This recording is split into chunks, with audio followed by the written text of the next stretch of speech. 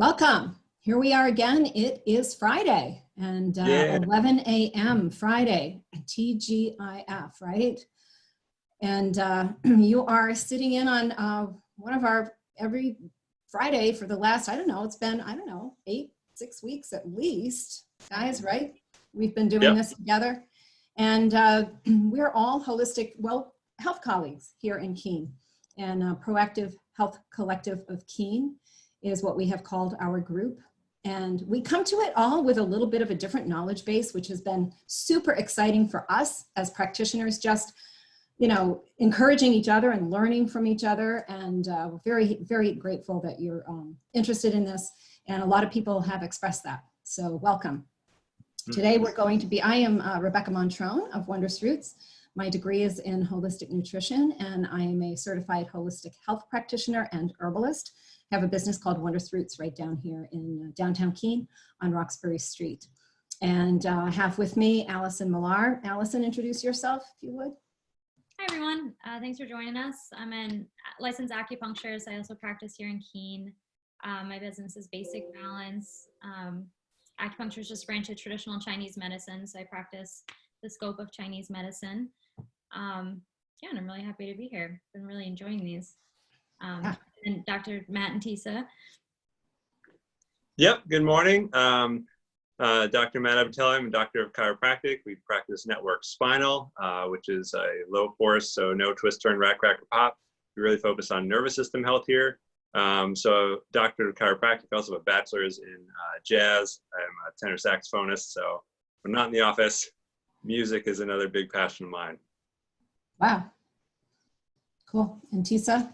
Awesome. Dr. Tisa Vitelli as well. I hope you can hear me. My internet's going in and out, so I'm just hoping everybody can hear me. So also a doctor of chiropractic, and I also have a bachelor's degree in dietetics and communications. So teaching and educating people on health and wellness is a passion of mine, and also helping people connect with their bodies through chiropractic is even bigger. So yeah, so welcome. Awesome. Missing from our team today is Dr. Gene Clerkin, who is also a doctor of chiropractic. And I found out it's his birthday today. So I wonder if he's attending a conference or if he's just playing hooky. So we'll have to call him. We love you, Gene. Happy We love birthday, you, Gene. Happy birthday, brother. Yeah, happy birthday. So last week we were talking about all things connected. So especially within the realm of holistic health, okay, as we would look at the body and the mind and the soul and everything as being interconnected. We talked about how that happens, and Doctors Matt and Tisa were talking about that when it comes to the whole nervous system. And then also things just like the energy in our bodies and how we can sort of like, our energy can expand to other people and influence how they're thinking and vice versa, and things like that. I mean, it was a lot more in depth in that. And then Allyson was really bringing to us a lot of in-depth things about how in acupuncture and Chinese medicine, as I understand it, things are so connected. So different organ systems impact one another. And we're going to talk a little bit more about that today. But I'm going to start out by just using this little anecdotal story. My father was George Wrench of the apothecary here in Keene for many years, very compound pharmacist, but he was really a very brilliant clinician. And he and my mom were very good friends with Dr. Arthur Cohen, who's a retired urologist from Keene. And if anybody's in the Keene area, that name probably is familiar. But anyway, as my dad would tell it, and this was years ago, Ruthie, his wife, woke up one night in the middle of the night in excruciating pain. And she was like, Arthur, Arthur, Arthur, I'm in so much pain. And he always was kind of a wise guy anyway, is a wise guy. But he said, well, he's a urologist, mind you, right? So if it isn't from the waist down, call Dick Snowman. So another doctor in town, if people have been here a while, would know his name. But that was my dad would tell that story as a way of explaining how mainstream medicine doesn't connect the dots, right? So you learn your endocrinology or you learn your urology, but you don't, never the two shall meet. And we talked last week about a lot of people, their health care falls through the cracks because those dots are not connected well. And so I just want to give an example. I've had twice in the past 2 weeks, I've dealt with people with thyroid problems. So both are people, one is a person who's had a radioactive thyroid ablation for hyperthyroid, but once that happens, right, you are hypothyroid and you always have to be on medication. And the other has been on medication for hypothyroidism for years, but both of them are not appreciating the effect of well-functioning thyroid hormones. For example, they can't lose weight. They have no energy. They're depressed. GI problems, whether it's constipation or whatever, that kind of thing. Dry hair problems, dry skin. Yet they're on medication, and their medication levels, their TSH level, which is what they measure, plane goes overhead here, they come out okay. And they say, well, you're okay, your thyroid's fine, but you're obviously, that's not true. So there's a really important process when it comes to treating the thyroid problems, which is thyroid hormone conversion. So most people are medicated only with synthetic T4, which is an inactive form of thyroid hormone. If there's enough of it in the bloodstream, the TSH will be normal and it will look like you're fine. But you have to take that T4 and convert it to T3. And then that T3 has to be able to lock into the receptors in the body. Sometimes you're converting it to reverse T3, which doesn't help, and that's locking into the receptors. So the different things that are super important for that. One of them is bile acids. So the first person I was talking about, she happens in the course of the conversation to tell me she's had her gallbladder removed. Okay, so right there, she doesn't have what she needs to do a proper conversion. So she's not going to get well, no matter what her TSH says. She's not going to be able to lose the weight. She's not going to get her energy back.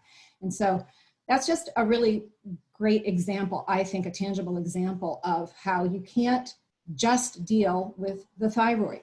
You've got to look at all the other things going on that influence those other things that are necessary for thyroid hormone conversion. And we can spill that over into a million different examples.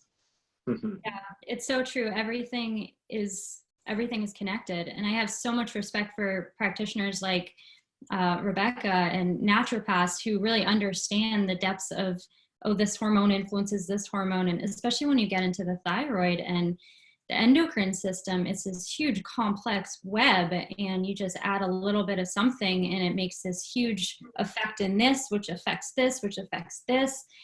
And to think that in a 15-minute doctor's visit, you could figure out what the root problem is of your symptom, it just doesn't work like that. And that's, something that we've all sort of shared on this is that Western medicine is amazing, but it's really great for emergency care when you have a symptom and then you want to fix it. And it doesn't, your physician in Western hospitals, they're not asking him and herself, where's the problem coming from? And especially they're not asking themselves, when you do treat it this way, is it resolving the underlying cause of the problem? Because a lot of the time it masks it, and then the problem ends up somewhere else, because everything, like Rebecca, was saying, it's all related.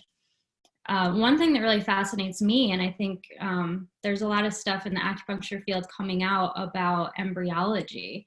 And I think it's a beautiful example of how everything's connected, and it brings you back to the source of everything. So right at one point we were just one cell, and then we divide, and then we divide again, and then we unfold, and then we unfold again. And so until this one cell becomes a person, and the person looks different, but the same neural connections are there, because you start in the linear form. You start with like a brain and a spinal cord, and that's your nervous system. And then you're unfolding from there. And speaking as an acupuncturist, that's why mirrors are so helpful in treating, and they're so effective, especially for pain. It's your elbow looks very much like your knee, and your shoulder looks like your hip.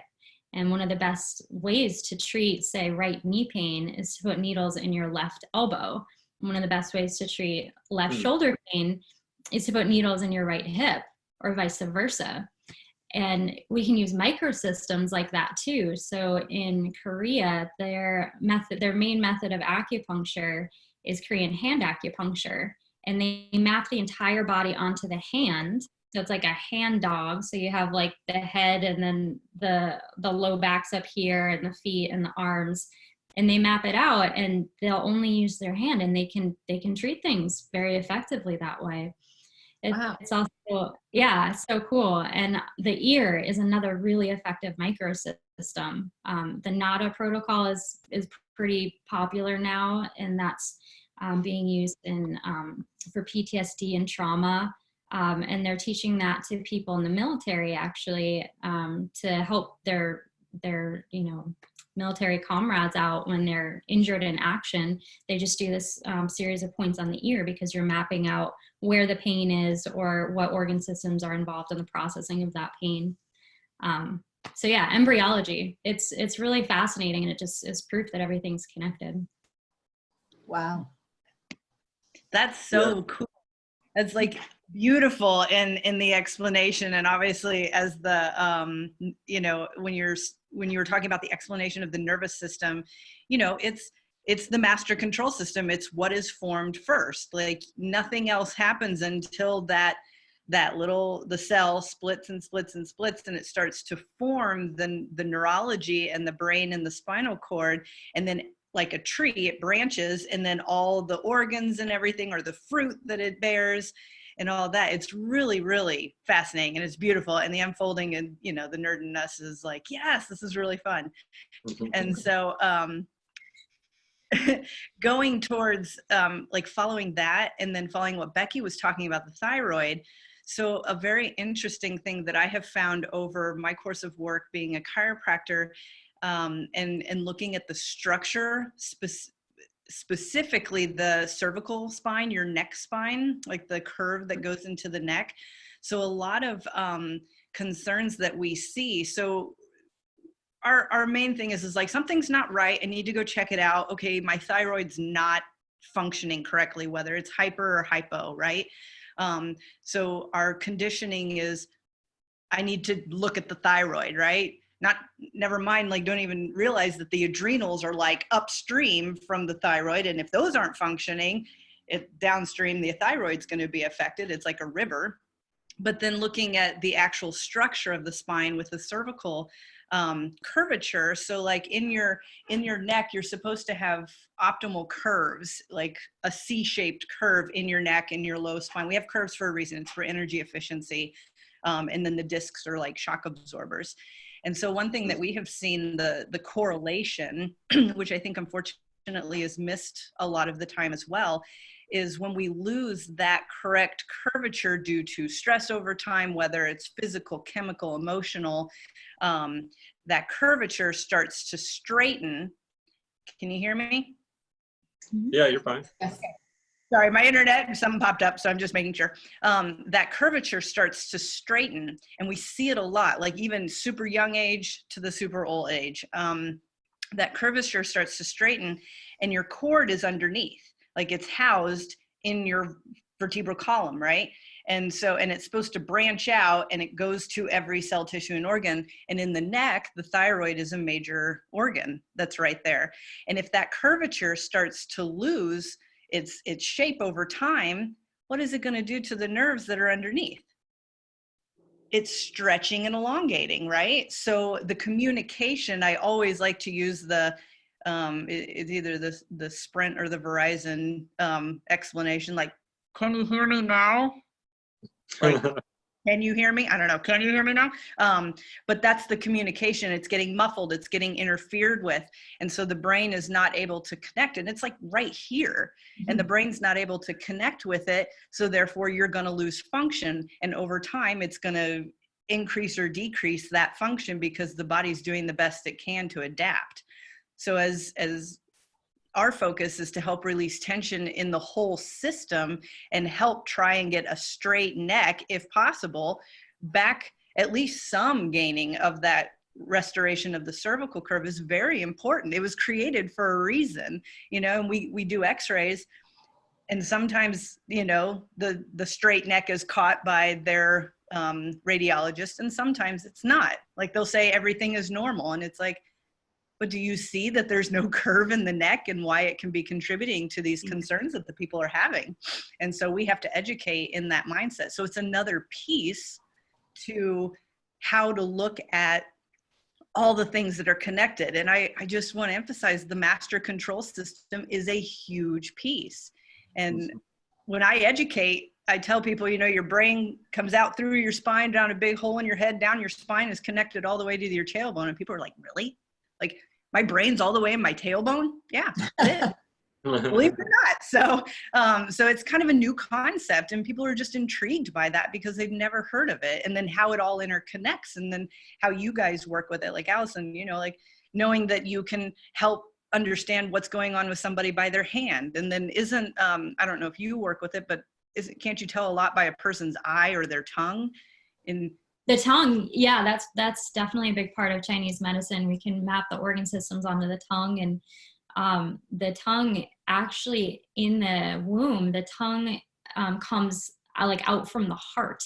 And in Chinese medicine, the tongue, so in Chinese medicine, we have these 5 elements, and each element has like their organ systems and their like different things that they govern, and their taste and the color and whatnot. And the heart is associated with the tongue. So that was just a side note, but yeah, the tongue's a big one. I've heard the eye thing. I don't know what that is, but I think it's called iridology. It's called iridology. And some people practice that, and they can look at your irises, the irises of your eyes, and tell you, oh yeah, I can see you've had gallbladder surgery. I can see you've had this. I can see you've had that. It's kind of creepy, but you know, it's interesting.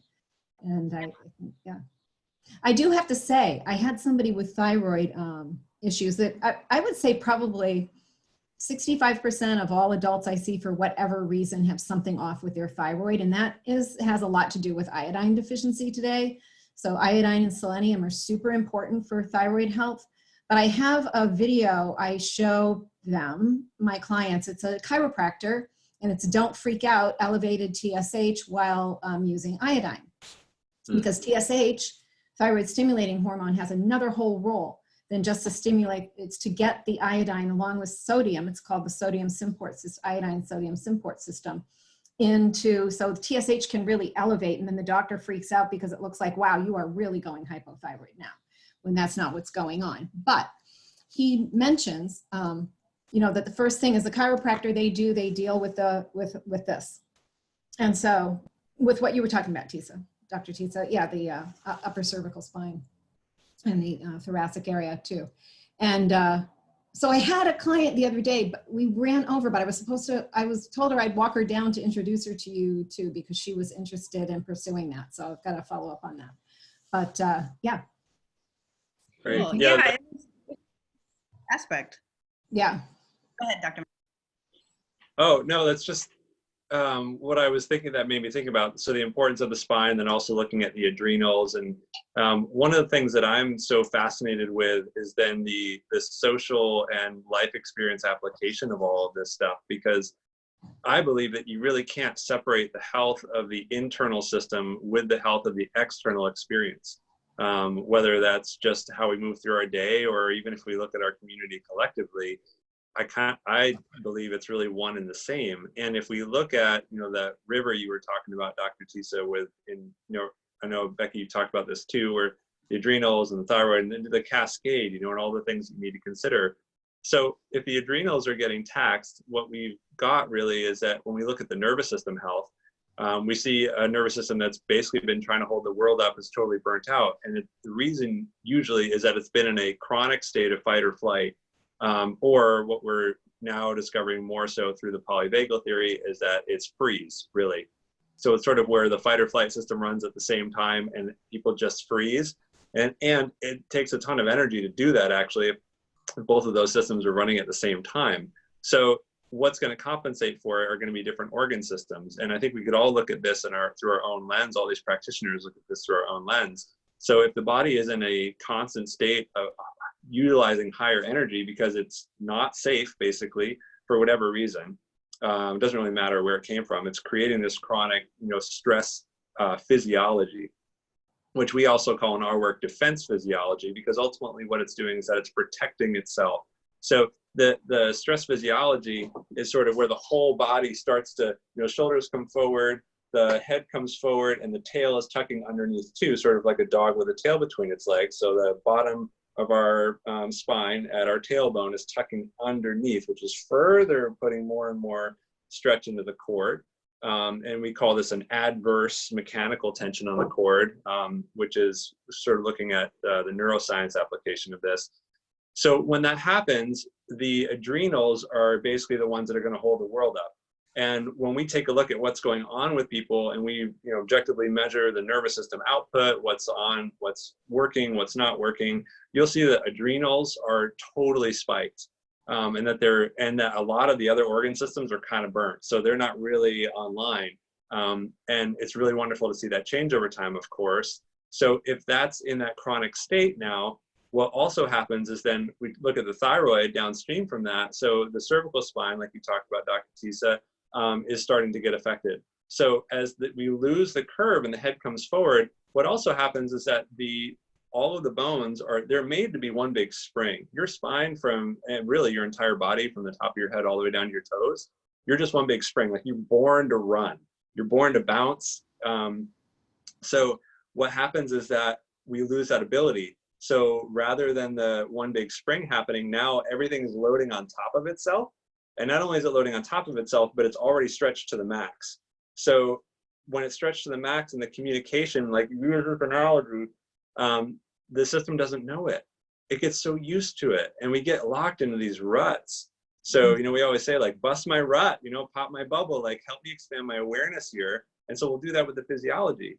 Now, the other interesting thing, getting back to what I started with, which is like the social and life application of this, which I love, because there's a big part of the work that we do, which is looking at like the sort of wellness lifestyle. We want to know what's changing in someone's life, what's changing in their experience. And we measure this stuff and we tread it hard in the office. And what we'll find is that when the lower cervical is affected, is that has to do with someone having their voice, which is really interesting, that they haven't been able to have a voice. And it also has to do with trust, specifically in relationship. So what we find is this gets addressed, they start speaking their truth. Could that be a valuable skill set right now on the planet? Right? And then they start to trust in the relationship that they're in, which those two really do go hand in hand. So you have an increase in ability to speak one's truth.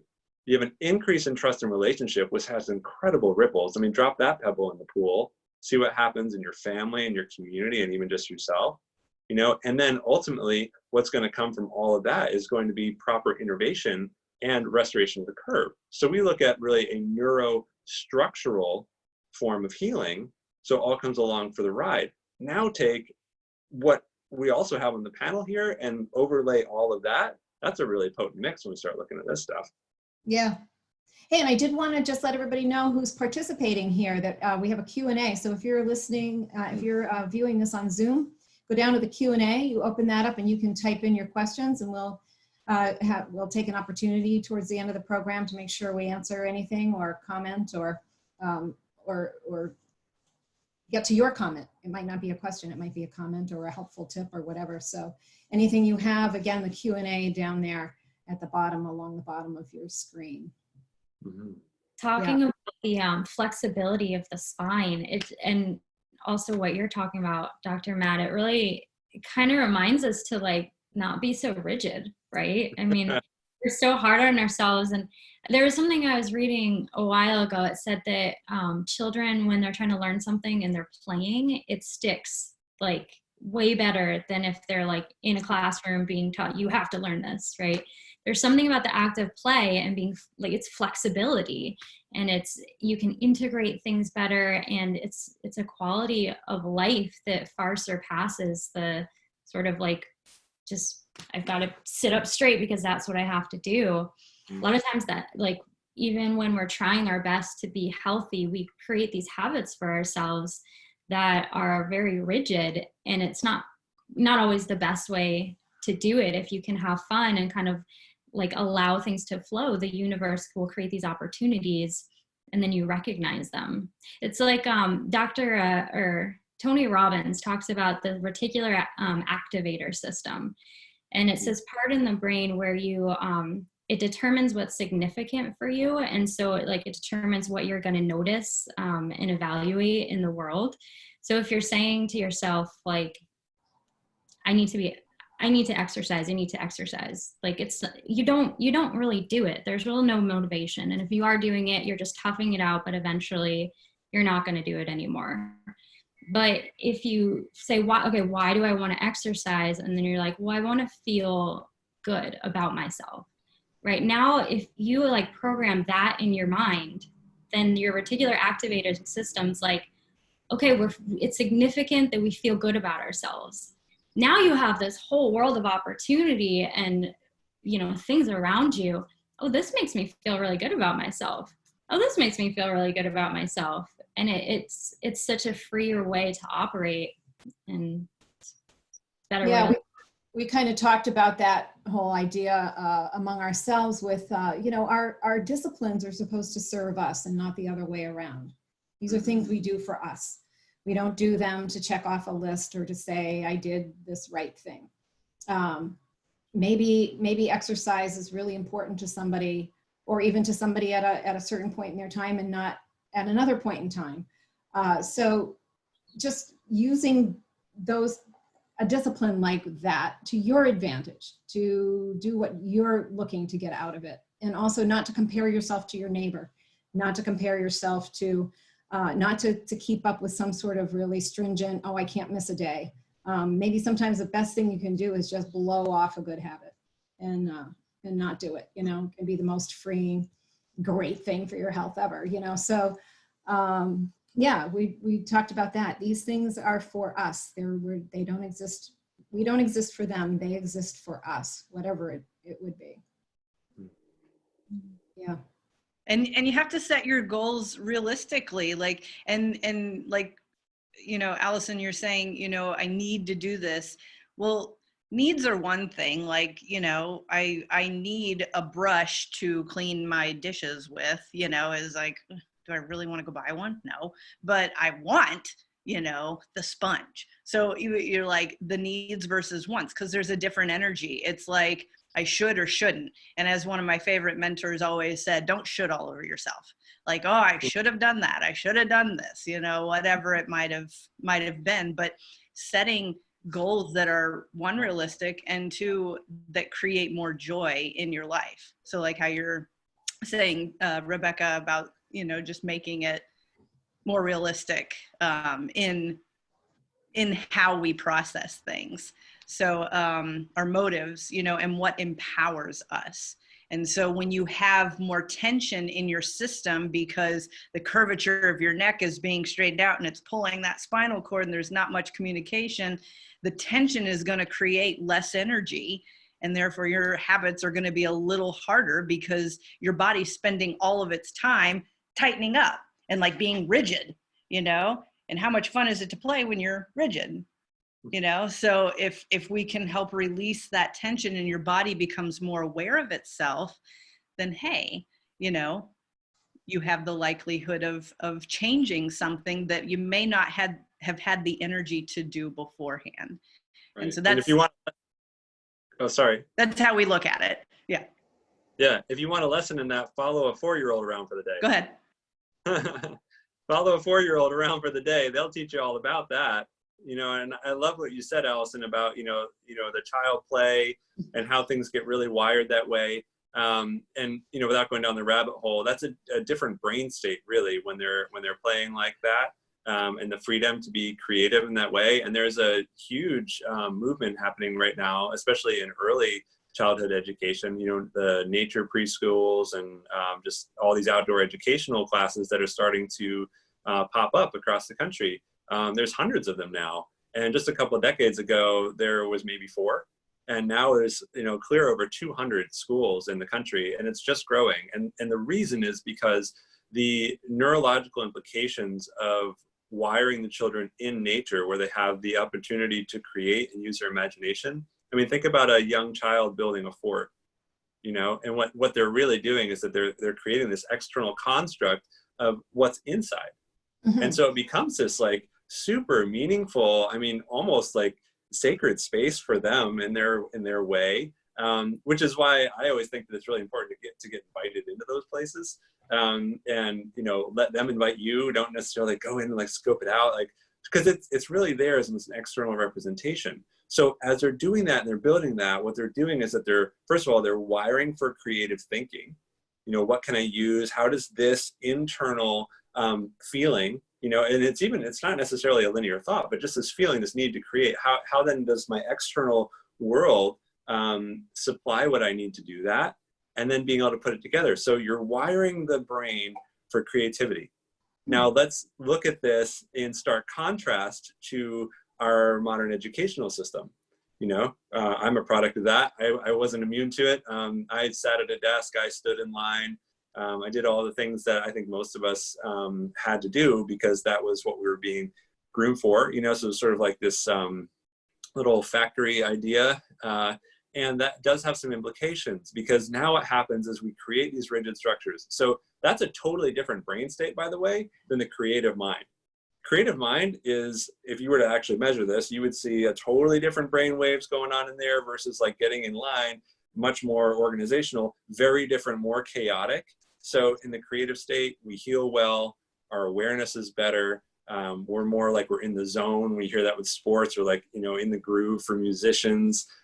That's what that state is. And then the other one is not so much. It's much more of like, stay in line, do the thing, like the Russian din of society. That's what that is. So when we're in that now, we get very linear, we get very regimented, we get very stiff with everything that we do, because we've been told that being free and being creative is not something that is seen as an asset here because it's disruptive, let's say.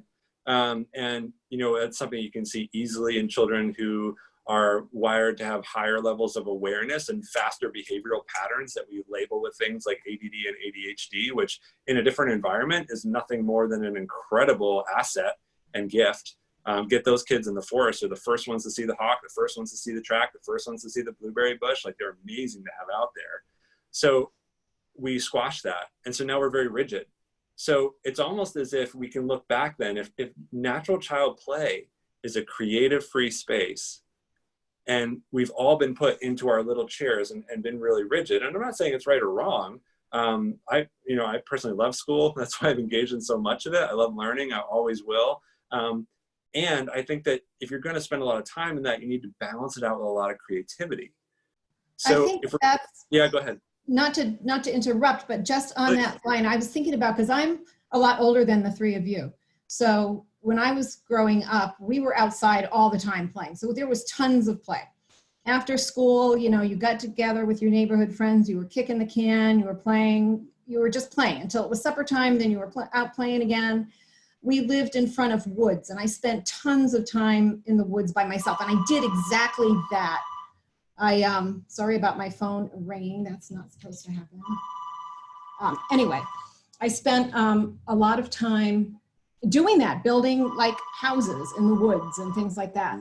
But I loved school, and that was regimented and things. So I think that you can benefit from both if it's not one to the exclusion of the other, because I really loved the order of school. And like you, I love learning, and I loved, it's time to read your book, and it's time to do this, and now it's time to do that. But that play was there in a huge amount. In fact, it's so funny because I'll still get home and I'll kind of laugh to myself. So I'll say, I'm putting on my play clothes, because that's what we always do. We got home from school and we put on our play clothes, right? Because, you didn't want to, your mother didn't want you to ruin your school clothes. So because we were going to play, and it was just time to put on your play clothes. So I like the balance myself, but I do think a lot of that is lacking today compared to what it used to be when I was a kid, because, number one, we didn't have electronics. We didn't think I'm going to stay in and be on my computer instead. We didn't have certain options. And so we had more time, I think, for that kind of thing. Everybody's different, some, just depending on who you are and how you were born. Some people are so fulfilled by just doing things on their computer, and other people are more like fulfilled when they have 90% of their time is outdoors and running around, and people are different. So I think the real question is, how do you know what your body needs? And the answer is really simple. Your body tells you. And that's something that we never think about or never taught, right? I mean, if you just constantly check in with your body, it'll tell you what you need to do. If you've been on the computer like this, we get so in our heads with the work that we're doing and whatnot that you don't realize, like, your neck is like kind of a little bit of a pain, right? It's a symptom, like we talked about last week. A symptom's your body telling you need to adjust something. Like, we get so focused, and then you kind of just ignore it, and your brain doesn't even really like pay attention to it. But if every like couple of minutes, or ideally even more frequently, you can just check in and say, okay, where am I? What am I doing? Does this feel good? You know, your body will tell you, and you're going to want to do this, right? You're going to want to take a breath. And if you can allow that and value that and kind of honor your body and what it's trying to tell you, that'll free you up to live in this state of more balance, and things will come more naturally, I think. I love that, Allyson. And I love that you brought in, does this feel good? Because it's really in that moment that you can ask yourself that question. It's like you're reclaiming that creativity of that child. It's like you're almost like reaching back through time. You're grabbing that creativity and that freedom, and you're bringing it forward. So it's like, in essence, it's like it's something that's been stolen almost because of how we've been regimented. So it's like reclaiming that is so, so powerful. And we have the ability to have, what one of my mentors calls a felt sense within the body. And a felt sense of, is something right or is something not quite right? Not necessarily right or wrong, polarized, but if you're moving through your life and you want to know, like, is this going to serve me? Is this not going to serve me? Should I do this? Should I do that? Everyone's doing this. Is it a good option? Whatever the questions are. And I think there's a lot of questions, right now. So perhaps this is a very relevant moment for this, is that asking yourself, how does it feel? And then surrendering your mind, like getting some silence between the ears. And if you don't have much silence between the ears and you don't know how to get it, fastest way to do that is just go sit out in nature for 20 minutes. 20 minutes in nature will take care of that for you, provided you have a sense of isolation. In other words, you're not worried about someone coming in, or you don't have your cell phone with you. It's really just you sitting in nature. 20 minutes is going to put some silence in there, and asking yourself then from that place, that really pure self, how does this make me feel? Like, does it feel good to do this or that? Or is it not quite right for me? And what that will ultimately do is that it will transcend, and include, of course, but it will go back and grab that creativity and allow you to be authentic to yourself, which will affect the lower cervical spine, all the organ systems that we were talking about before. It will, if you're hunched over doing work for a while, get you to move. I mean, I can't tell you how many people come in like, oh man, I've been doing so much computer work and I just feel like I'm all hunched over. Not only that, but all the innervation that's getting squished and stretched at that point, that's their cardiac and respiratory. Holy cow. Like, if the cardiac and respiratory are starting to sound like this in the body, might you feel a little tired and, not quite right. And you've been sitting there and now the whole body's just holding that posture. Like, oh man, how does it feel? A felt sense in your body. And I guess, so then I'll leave it with this, is that if it feels good, imagine for a moment, and this is an example one of my mentors gives, and I love it. So I'm gonna share it again, is that if you see someone that you haven't seen in a little while and you can't remember their name, so just go into your body for a moment and like go back to the last moment that you're like, oh man, like there he is. Shoot, what was his name? And he's gonna remember my name and I can't remember his, and he's gonna come up and shake my hand. Remember when we used to do that? Shake my hand, and I'm not gonna be able to remember his name. So that feeling in there of like, oh, like what's his name? And that like tension, that's probably a not quite right. If you're asking yourself this question, how does this feel? Versus like seeing this guy come out, not being able to remember, and then all of a sudden having a complete flash through your mind and knowing his name was John without question. And then the relief that comes, or maybe a sympathetic friend who leans in and sees a look on your face and says, his name is John. you know, whatever the Or case. just being like me and saying, I'm so sorry, I should know your name, but, Well, you that, know, okay, so. you know, and just kind of that taking yourself out of the, you know, the feeling of angst over it. You're just like, hey, Well, you know. right. So there's ways of socially navigating that. But what I want to get at is I want to get at the feeling that creates in your body, not the situation. So the same situation could be you're in the grocery store and you needed 3 things and you can't remember the 3rd thing on your list. That same tension. I can't remember his name. What's the 3rd thing on my list? I can't remember what it is. And all of a sudden being like, oh my gosh, I had to pick up milk. Phew. Like, I remember that. So those 2 felt sense is important, so that you know when it's like, oh, something's not quite right, and you know when, oh, it feels really, really good to me. And let that be your guide. That will reclaim the creativity. That will transcend through time. That will take this rigidness, especially right now when things are polarized. It's like, oh, I don't know, this camp says this and this camp says that. Don't worry about that. Don't worry about that. You have all the wisdom, you have all the creativity, you have all the guidance within you that you will ever need. And it's just about creating that. And maybe some people are, you know, watching, they're like, well, I work, you know, especially now at home and 9 to 5 on my computer. It's going to feel good to go outside, but I can't, I've got to work, right? But it doesn't need to be always this perfect solution, you know. Just the little things can make such an amazing difference in the body. Just, okay, oh, I've realized that I'm like this, and it doesn't, and now I've connected the dots that it doesn't feel good. What can I do?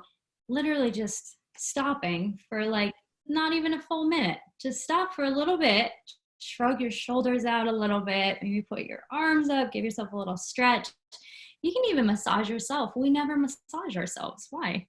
You can do so many things all the time to just shift where you're at. And I think that we're our own worst enemies, our mind states, and sort of saying you have to be in this rigid thing. I can't do this. We're putting ourselves in a box, and we can really easily open the lid. Yeah. And I think one of the things there is expecting more of ourselves than is reasonable. So, and that can kind of like take your breath away, just constantly on another undercurrent. For example, you know, emails from clients this morning that I really need to get to answer their questions or do whatever I need to do for them. And this is a constant thing, but I'm preparing for this and I'm doing this. So now that this is all I can do, I feel super relaxed, much more so than if I could be multitasking or something. So I think sometimes just understanding that what you're expecting of yourself might not be reasonable, and that people are understanding, and just to, you know, to not expect so much. I think we really do. I've sat down with clients and been like, you know, they always feel so guilty that they didn't get everything accomplished. And I said, well, do this, like start every day writing down what you wanted to get done and then pencil it in when you're going to do it. And you're like, wow, I just tried to cram 3 days of something into one day. But in my mind, I could. No. Yeah. That's the trait of a positive person. They think they can get everything done in a certain amount of time, and then they're like, oh, well, I didn't. Oh, well, whatever. Yeah. I'll get it done tomorrow.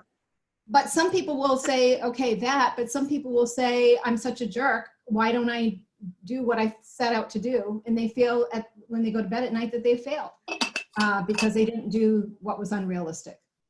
It's a really common pattern that I see in Chinese medicine. And it's like this overachiever, like I'm not doing enough. And the way that works in Chinese medicine is that we have our liver and gallbladder, or wood element, and that's involved in like planning and decision making. And then we have the spleen and the stomach, that's our earth element, and that's about digesting and assimilating. And so the wood element governs the eyes. It's about vision, remember, like this planning and whatnot. And so in your mind's notice, you can make a decision, you can see something happen instantaneously. But the imbalance that we see all the time is that you're not giving yourself time for the earth element to assimilate, to digest that information or that goal or whatever it is. And so it gets out of whack. It's called wood overacting on earth. And you can get symptoms like acid reflux and temple headaches, and alternating between like constipation and then loose bowel movements. And it sets out, and PMS is a great example of it, this irritability, frustration type of thing. And anxiety is kind of a loose term, but the anxiety that's common in this is this like, just this like, there's not enough time to do it. I actually, since we were talking about topics amongst ourselves, and we were going to talk about habits, it made me think of that. And I looked at this book written by a 5-element practitioner, and I looked at the point energetics of the earth point on the liver channel, because you can sort of treat people like that. And what he said was really awesome, just kind of what I explained, but he says it really beautifully. It says, whereas the work of the mind is instantaneous in conceiving a project, the spleen must slowly nourish the process of realizing the liver's goals. Wood can see the beginning and know the end in a moment, but the earth must grow, harvest, prepare, ingest, digest, and build our blood, muscle, and tissue as we work to bring our plans to fruition. Many of the symptoms of stagnant or rebellious liver chi can be the embodiment of wood yelling at the earth and digestive system to hurry up. Like, I'm not good enough, I'm not doing enough. And it's so Western culture. It's such a go, go, go type of environment. So one of the easy things that you can do to help that is don't work while you eat. And we're all guilty of it, but it's so important when you're eating and you're digesting to just do that. Just do that and don't work. And kind of separating those can make a really big difference. Yeah. I love that. I wanted to, that is fantastic. What a great explanation. And yeah, we don't give ourselves the time. In this case, the body doesn't have the time to do what it needs to do. And we just want it right now. And I hate eating at my desk. I hate it because I get sesame seeds all over the place and it just drives me crazy.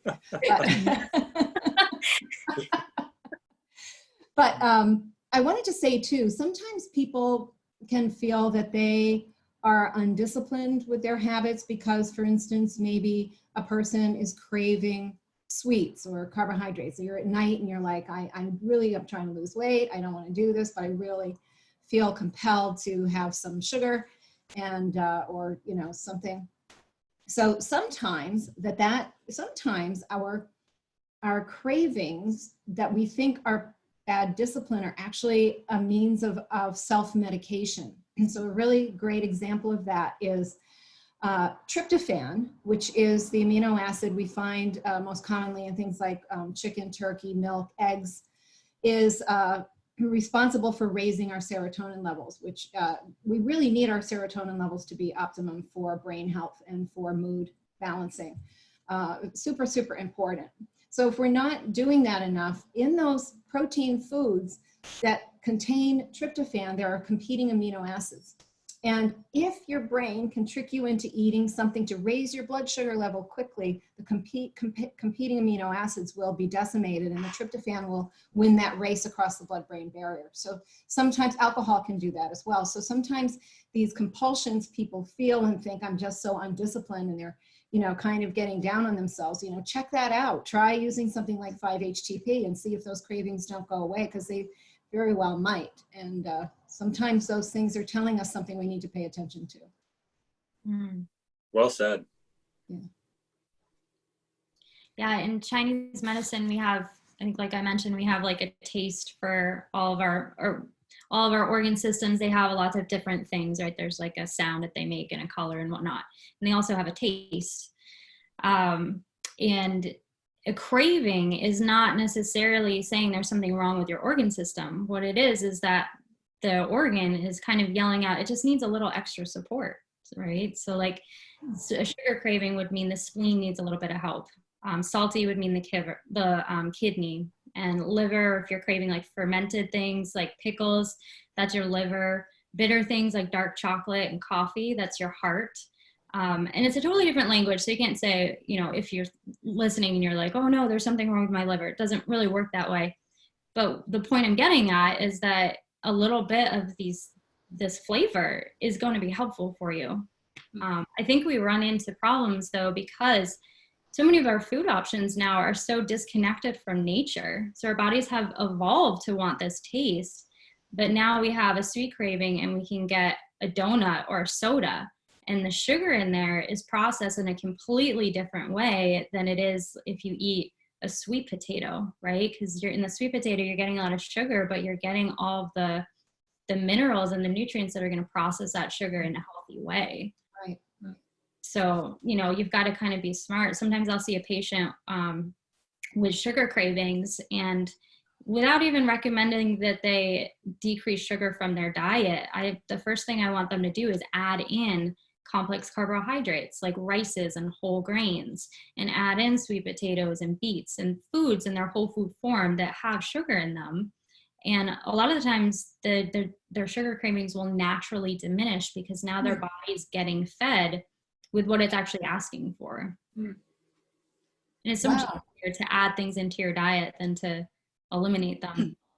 Yeah, amen to that.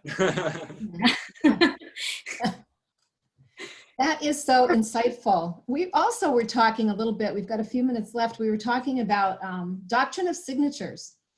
So the Doctrine of Signatures, you brought it up, I think, Allyson, when we were talking. So it must, you know, but it's a big thing in the world of herbalism, where certain things like, okay, for instance, plantain, which is a weed, not the plantain, the banana, plantain leaf, it grows in your yard. It is fantastic for pulling poison out. It will antidote black widow and anything under black widow. It just really is fantastic if you get an insect bite or something like that. It will pull infectious gobs of junk from under infected teeth. It works beautifully. One of the things it has this amazing drawing capacity. So what does the plant tell us about that? It'll grow like in dirt roads, right? So it has to really, to get its nutrients, it has to have an amazing ability to, you know, really draw strongly. Gravel root we use to break up kidney stones, and gravel root has to also come up through gravel. And so it busts stone up in order to, you know, come out to the earth, into the, you know, to the air. And skullcap, which is a nervine herb. The petals of the flowers look like a skull. The walnut looks like a brain, and it's super good for that. So that's a really, you know, if anybody's like interested in pursuing something so fascinating, it's called the Doctrine of Signatures, and it's sometimes it's what the plant does for itself that now it imparts to us, like the dandelion, which will survive anything, is a nice tonic herb for us because it's a surviving tonic herb. It is like just helps with your resiliency. So things like that, it's really super, super fascinating. Yeah. I know about adaptogenic herbs, and they grow in very high temperatures where the temperature fluctuates from super, you know, super hot and then it's super cold. And they're very good for your adrenals because it's like, you know, you get this ton of sugar and then your adrenals spike up, but it just kind of keeps you a little bit more even keeled. Balanced, yeah. Yeah. Sorry, I think the Doctrine of Signatures is exactly what got me into nutrition in the first place. I got an email, I was working in a job and I got an email about it, and someone was saying, like, the walnut looks like a brain. It helps the function in the fats of the brain. If you cut a carrot in half, it looks like the eye, you know, the beta carotene, and those nutrients are good for the eyes. You know, a clump of grapes looks like the heart, whereas grapes and that is good for the heart. If you cut an avocado in half, it looks like a womb, and avocados is really good for reproductive health. Loved it. And that was like what really got me into nutrition, and realizing that Hippocrates, the father of medicine, is right, is look to, you know, not only look to the spine for all matter of disease and concern, but let food be thy medicine. You know, we have so many choices to really do things and make different choices now. Yeah. As above, so below. And what's really I'm sorry, my internet is cutting out. It's all good. It worked out. But as above, so below. And then what you took that and you expanded it, right? So your iris looks eerily similar to a galaxy, right? And then you're talking about quantum physics and mirror neurons, and you get into this, you're expanding it, right? It's so cool. So. Yeah. It's all connected. We are. Full circle. Absolutely. Well, it looks like we're coming to just about the end of our hour here. What else do you guys have to contribute? Doctors Tisa and Matt, Allyson, anything? Any Well, I final think- parting thoughts? Yeah, just one is, we've talked a lot about all of these amazing things that you can utilize today, and ultimately what all of that's doing is that it's creating a coherent state within your body. And it's truly a state of coherence that's the most important. So, and what I mean by that is that I mean sort of like a harmonious balance. We call it homeostasis within the body, which is a dynamic thing. It's not a static state, but that all these things contribute to that. And that the more coherence you can have throughout your whole system, the better off you're going to be, not only now, but also long-term. Everything that we're talking about today, everything that all these practitioners have shared with you, which any one of these could change life, really. So please share this, is that all of these things will not only, look at the next 24 hours in terms of what I need to address right now, but it's really looking forward the next 24 years, and we get kind of stuck in what's happening today and what's tomorrow going to be like. And the truth is that vibrant health is what you do today and how that plays out over the next 24 years. It's all the diagnoses that you never receive. It's all of the degenerative processes that never take place. And it truly ends up being a celebration of life and of quality of life. I mean, that's what true health is. It's not a reactionary state. It's a coherent state where you can live life to the fullest. And when we're aligned with ourselves and our purpose here, and then free to give that to others, there's just nothing better than that. So blessings to all of you. Take this, share it, use it. We love you. Yes. Thank you everyone for joining us today. And we'll be back next week, same time, same place, with another riveting Proactive Health Collective of Keene discussion. Thank you, all three of you. Take care. Bless you all. Have a great Bye-bye. weekend, everyone.